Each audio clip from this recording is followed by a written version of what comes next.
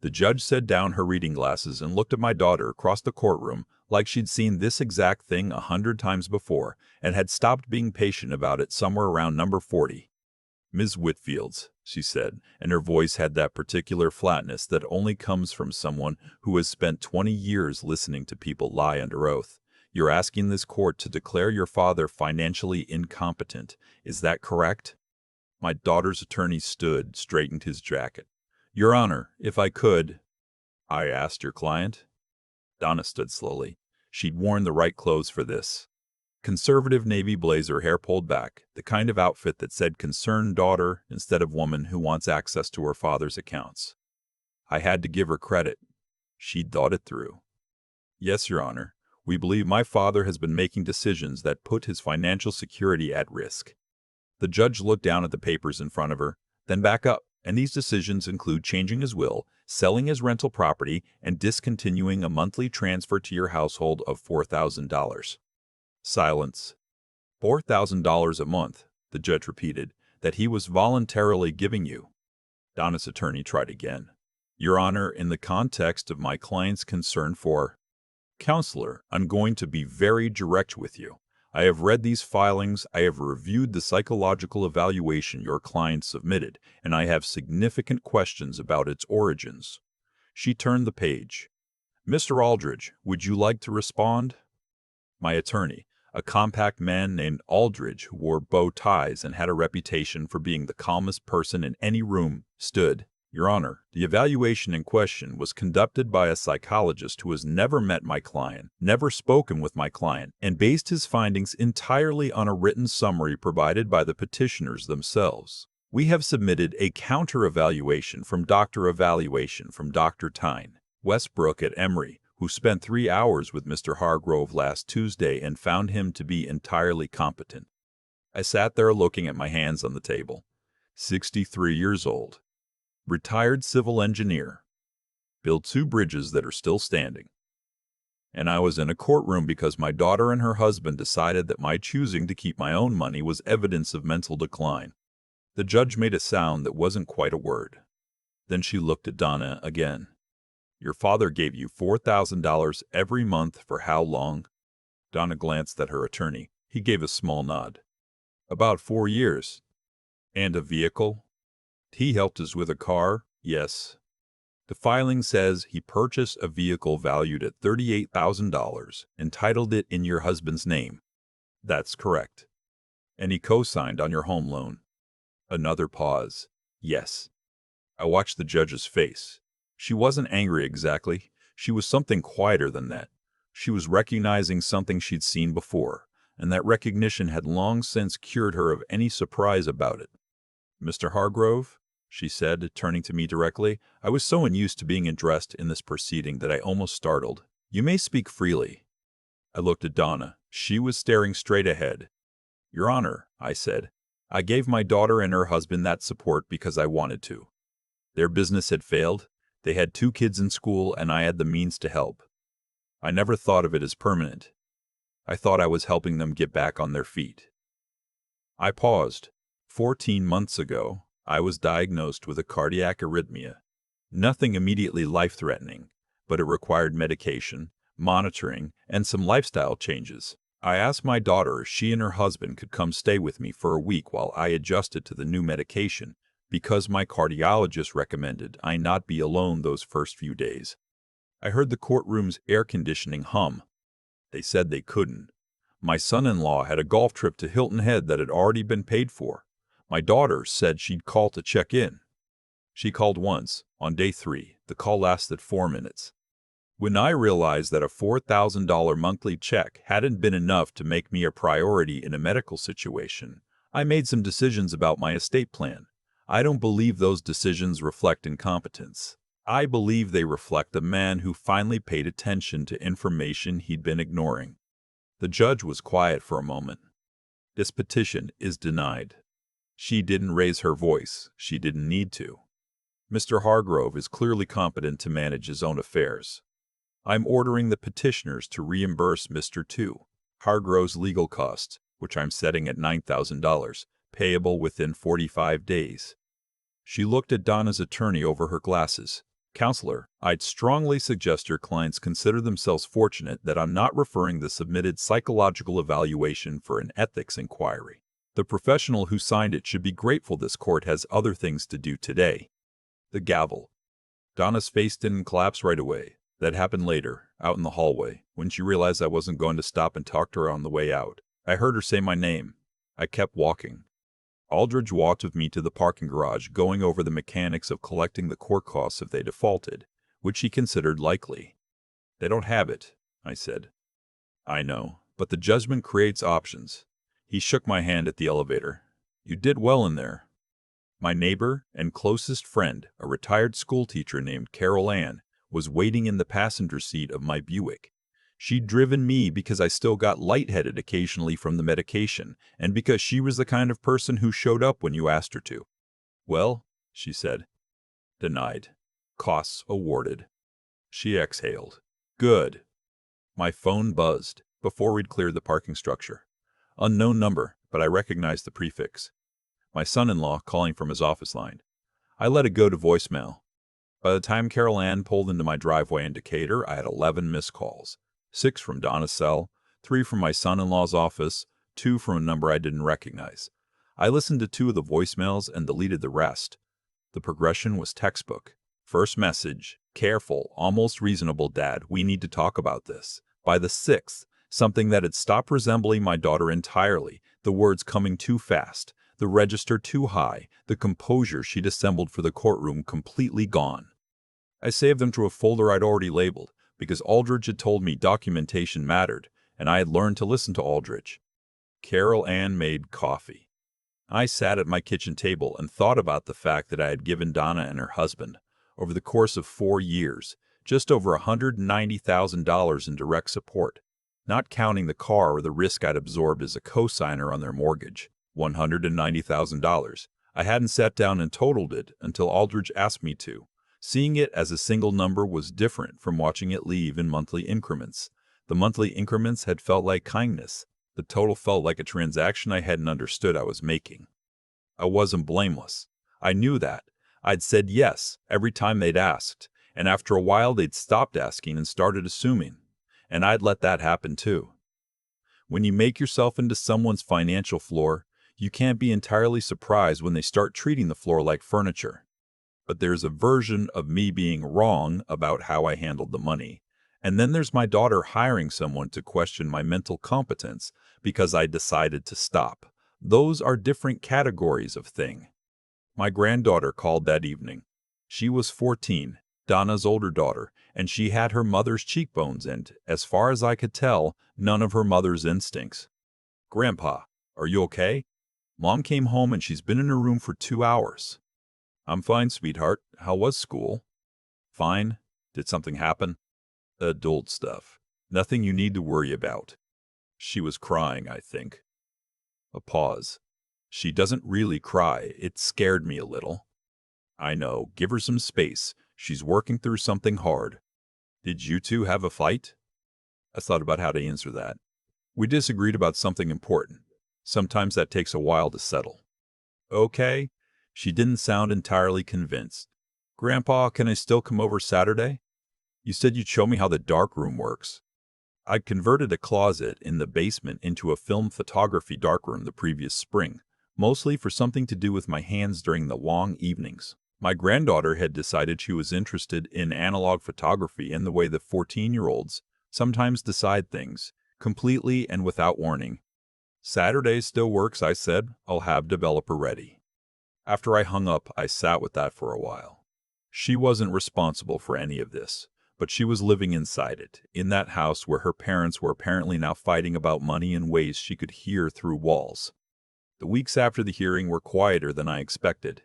No contact from Donna, none from my son-in-law, whose name was Patrick, and who had, in 4 years of monthly checks, sent me exactly 2 thank-you messages, both of which had arrived around Christmas and been clearly typed by someone operating under the impression that brevity signals sophistication.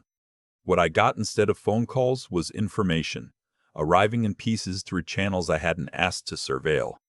My granddaughter mentioned, without fully understanding the significance, that her parents had stopped eating dinner together, that her dad had started sleeping in the guest room, that her mom had taken a part-time job at a real estate agency, answering phones after 4 years of not working because the monthly support had made it optional. Aldridge called to tell me they had not paid the $9,000 within the deadline. He had begun the collection process. The practical meaning of this was that a lien had been attached to the property I had co-signed on, which meant that if they ever tried to sell or refinance, I'd be first in line. It wasn't what I'd wanted. What I'd wanted was to never need a lien on my daughter's house, but I'd had to stop confusing what I wanted with what was actually happening. Through a mutual friend, I heard that Patrick had been passed over for a promotion he'd been counting on. Then I heard he'd started picking up freelance work on weekends, which meant the golf trips to Hilton Head had presumably stopped. The picture that assembled itself from these fragments was of two people who had built a life at a scale that required an external subsidy, and who were now experiencing, month by month, what it actually cost. My granddaughter came on Saturdays. We'd go into the dark room, and I'd walk her through the process: the developer, the stop bath, the fixer, the slow materialization of an image on paper that had felt, the first time I'd watched it happen, like a kind of magic. She was a good student, patient, which surprised me. She asked questions that were better than I expected.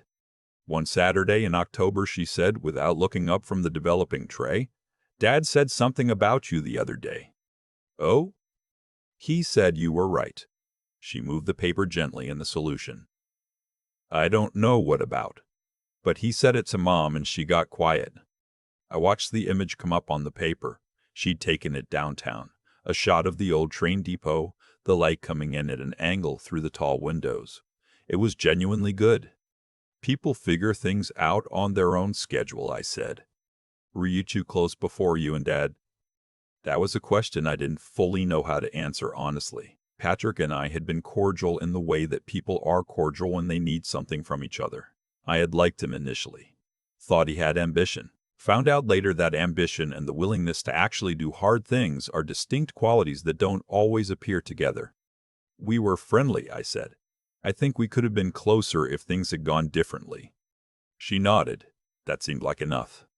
Patrick called me in November. I almost didn't pick up. Then I did.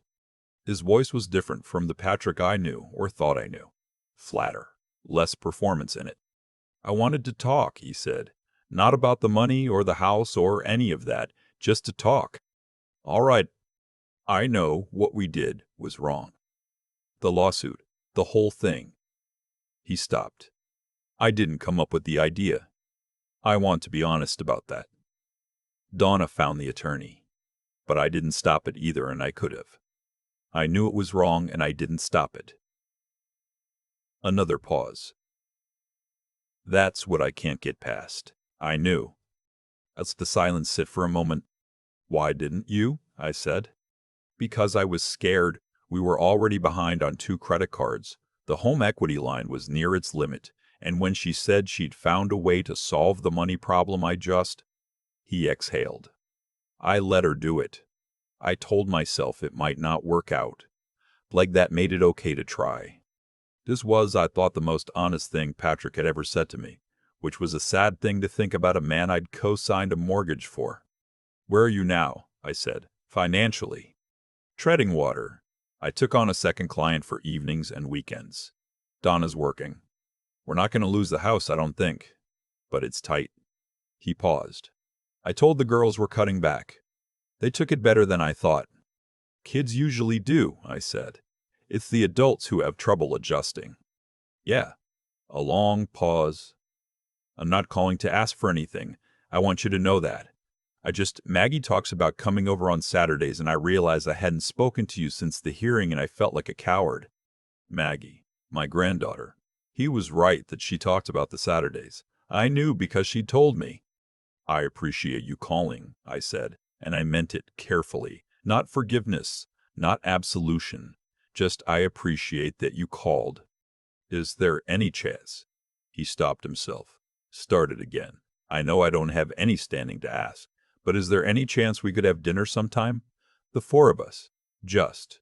Normal." I thought about that. "Not yet," I said, "but I'm not saying never." That seemed to be enough. We talked for another 10 minutes about nothing consequential, and when we hung up, I sat in my living room for a while listening to the sounds of the neighborhood. The conversation with Donna happened later, and it was harder.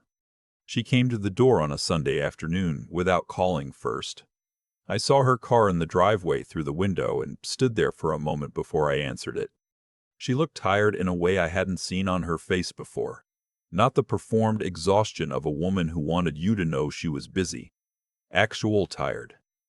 The kind that gets into a person when they've been carrying something they didn't expect to have to carry. I let her in. We sat in the living room. She didn't take off her coat. "I don't know how to start," she said. "Start wherever you want." She looked at her hands. "I told myself it was about protecting you. I actually told myself that you were making bad decisions and we needed to do something." She shook her head. "I don't know when I started believing my own story. Somewhere along the way I just—" She stopped. "You needed it to be about protecting me," I said, "because that version was easier to be." She looked up. Her eyes were wet. "I'm sorry, Dad." The word Dad landed in the room in a particular way. She hadn't called me that in a long time. Not since before the money had become the central feature of our relationship. She'd called me Dad when she was young and we'd gone to Braves games together on summer evenings, and she'd fallen asleep on the drive home with her head against the window. I was quiet for a moment. "I'm not ready to say it's fine," I said, "because it isn't. You hired someone to question whether I still had the right to make my own decisions. That's a line I won't pretend wasn't crossed." She nodded, eyes still wet, not arguing. "But I believe you're sorry, and I believe you understand why it happened." I paused. "What I need to know is what you plan to do with that understanding." "I don't know yet," she said quietly. "I think just try to be better. Try to actually show up, not because of money." She wiped her eye with the back of her hand. "I know I don't have any credit with you right now. I know I'd have to earn it. I just wanted you to know that I understand that." We sat there for a little while. The afternoon light was low and flat through the windows. Outside, someone was raking leaves. "How are the girls?" I said. And something shifted in her face. Not fixed, not resolved, but something came back into it. Mother, daughter, the person she was underneath. 4 years of taking a monthly check and letting it slowly replace whatever else we'd had. "They're good," she said. "Maggie talks about you constantly." "I know. She's good with the darkroom." Donna almost smiled. "She gets it from you. She always has." We didn't hug when she left, but she stopped at the door and turned back. And there was something in her face that had been gone for a long time. I couldn't name it exactly. Something like real. The lien stayed on the house. Aldridge said that was appropriate, and I agreed with him. Not as punishment, as record. A legal notation of something that had happened, sitting in the county records where it would remain until the debt was resolved. I wasn't trying to hurt them. I was done pretending that keeping careful records was the same thing as holding a grudge. Maggie came on Saturdays. I was working on printing a series of landscape photographs I'd taken the previous summer. Big silver gelatin prints, and she'd taken helping me mat them. We worked in comfortable silence most of the time. She had her mother's cheekbones, and I was increasingly sure her grandfather's patience. One Saturday in December, she said, "Mom seems better lately." "Yeah?" More like herself. Less like someone doing a performance of a mom. I looked at her. "That's an observant thing to say." She shrugged, the way teenagers do when they don't want to be caught being smart. "I just notice things." "You do?" I said. We went back to the prints. Later that evening, after Maggie had gone home, Carol Ann came over with takeout from the Thai place on Ponce, and we ate at the kitchen table the way we had for years, without occasion or agenda. "You seem better," she said. "I am better." "Are you going to let them back in?" I thought about that. About Donna at the door in her coat, not quite able to take it off. About Patrick on the phone telling me he knew it was wrong. About Maggie in the dark room, gently rocking the developing tray, waiting for the image to appear. "I'm going to let them try to come back," I said. "There's a difference." Carol Ann tilted her head. "You let people back in when they've earned it," I said. "You let them try when they understand what they're trying to earn." Those are different doors. And you think they understand? I think they're starting to. She raised her water glass. We touched glasses across the table. What I had wanted through all of this was never the money returned or the court costs paid or even the apology, though the apology mattered. What I wanted was to stop being treated like a resource, like something to be managed and maintained for what it produced. I was 63 years old. I'd built things that were still standing. I'd buried a wife and raised a daughter and kept myself upright through things that would have folded other men. I had earned the right to give my money where I chose and to expect, in return, that the people I'd given it to would show up when I was sitting alone in a house adjusting to new cardiac medication. That wasn't a lot to ask. It turned out to be more than some people could give. But I was still here. My darkroom was operational.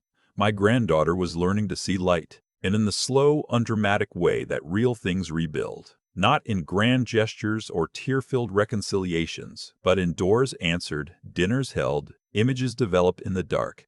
I was watching whether my family was going to choose to become something worth having again. The image comes up slowly in the developer. You can't rush it. You stand there in the red light, and you watch, and you wait, and eventually the paper tells you what it has. That's the part that took me the longest to learn. You don't make the image appear.